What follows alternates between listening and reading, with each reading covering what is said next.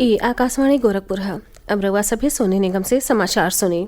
मुख्यमंत्री योगी आदित्यनाथ के अध्यक्षता में आज भइल मंत्रिपरिषद के बैठकी में कई को महत्वपूर्ण प्रस्तावन के मंजूरी दिहल गयी। मंत्रिपरिषद नगर निकाय चुनाव में अन्य पिछड़ा वर्ग के आरक्षण निर्धारण बदे गठित 5 सदस्यीय आयोग के रिपोर्ट के मंजूरी दे दिले हौ।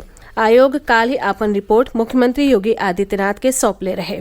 कैबिनेट बैठकी के बाद लखनऊ में प्रेस वार्ता के संबोधित करत नगर विकास मंत्री ए.के. शर्मा कहले कि प्रदेश सरकार आयोग द्वारा सौंपल गई रिपोर्ट के उच्चतम न्यायालय के सामने पेश करी। उच्चतम न्यायालय 11 अप्रैल के एह मामला में अगला सुनवाई करी। वहां के आयोग की ओर से समय से पहले रिपोर्ट सौंपले का सराहना कैले। प्रदेश सरकार उच्च न्यायालय का सेवानिवृत्त न्यायाधीश न्यायमूर्ति राम अवतार सिंह के अगुवाई में पिछला बरिस 18 दिसंबर के 5 सदस्यीय आयोग का गठन कैले रहे। आयोग 2 महीना 10 दिन में अपन रिपोर्ट सरकार के सौंपलस। मंत्रिपरिषद नया खेल नीतियों के मंजूरी दे दिले हवे। एकरे सतही 15 बरिस से ढेर पुरान पंजीकृत वाहनन के स्क्रैपिंग बदे उन पर बकाया कर में छूट देवे के प्रस्तावों के कैबिनेट मंजूर कई लिहले हवे। मंत्रिपरिषद अयोध्या में श्री राम मंदिर निर्माण के ध्यान में रखत 3 गो राह के चौड़ीकरण और उनकरे विस्तारीकरण के प्रस्तावों के मंजूरी दे दिले हवे। ए पर 465 करोड़ रुपया का लागत आई।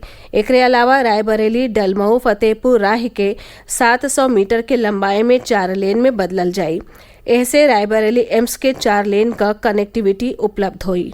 प्रधानमंत्री नरेंद्र मोदी कहले हवे कि देश मेहरारून के अगुवाई में विकास के दिशा में आगे बढ़ रहल हवे। श्री मोदी कहले कि पिछला 9 साल में देश में महिला सशक्तिकरण पर लगातार ध्यान दिहल गयल हौ। श्री मोदी आज मेहरारून के आर्थिक सशक्तिकरण पर बजट के बाद वेबिनार के वर्चुअल जरिया से संबोधित करत ई बात कहले। प्रधानमंत्री मेहरारून बदे एह साल के बजट में सरकार के घोषणा के बारे में बतियौले।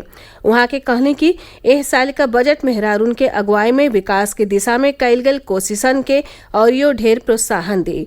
वहां के कहने कि एह साल के बजट में प्रधानमंत्री आवास योजना खातिर 80,000 करोड़ रुपया आवंटित कईल गईल हौ। प्रधानमंत्री कहले कि महिला सम्मान बचत प्रमाण पत्र योजना में मेहरारून के 7.5% ब्याज मिली। स्वयं सहायता समूहन में मेहरारून के बढ़त भागीदारी पर रोशनी डारत श्री मोदी कहले कि पिछला 9 साल में 7 करोड़ मेहरारू स्वयं सहायता समूहन से जुड़ल हैं।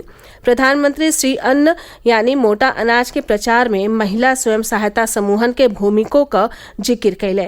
वहां के कहले कि जब मेहरारू सशस्त्र बल में शामिल होखेली और रफाल युद्धक विमान उड़ावेली त ऐसे उनके बारे में लोगिन के मानसिकता में बदलाव आवेला। वहां के नागालैंड में 2 गो मेहरारू विधायकन के निर्वाचित भइले पर खुशी जतवली। मुख्यमंत्री योगी आदित्यनाथ आज मिर्जापुर में मां विंध्यवासिनी मंदिर के निर्माण कार्य का निरीक्षण कैले। वहां के विंध्य कॉरिडोर के मॉडल का अवलोकन कैली और कार्यस्थल पर चल रहल निर्माण कार्य के प्रगति के देखली।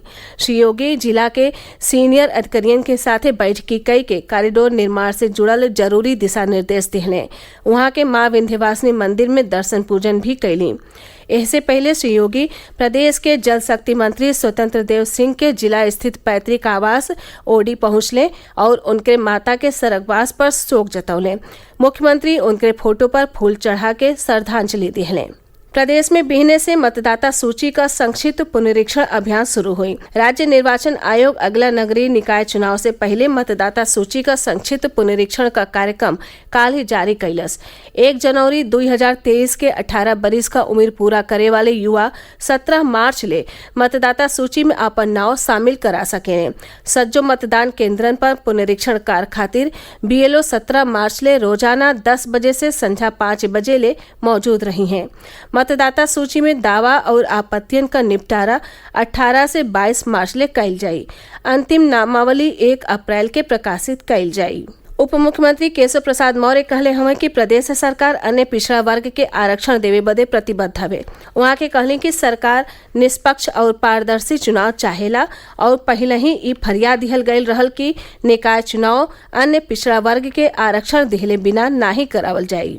केंद्र सरकार सीमा सुरक्षा बल भर्ती में पूर्व अग्निवीरन के 10% आरक्षण देहले का घोषणा कैले है। गृह मंत्रालय काल ही अधिसूचना जारी कई के सीमा सुरक्षा बल के भर्ती नियमन में संशोधन कैले हवे। संशोधित नियम में कहल गयल हो कि पूर्व अग्निवीरन के शारीरिक दक्षता परीक्षण में छूट दिहल जाये।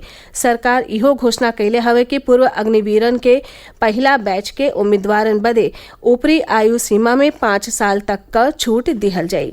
एक साथ ही ई समाचार बुलेटिन पूरा भइल। नमस्कार।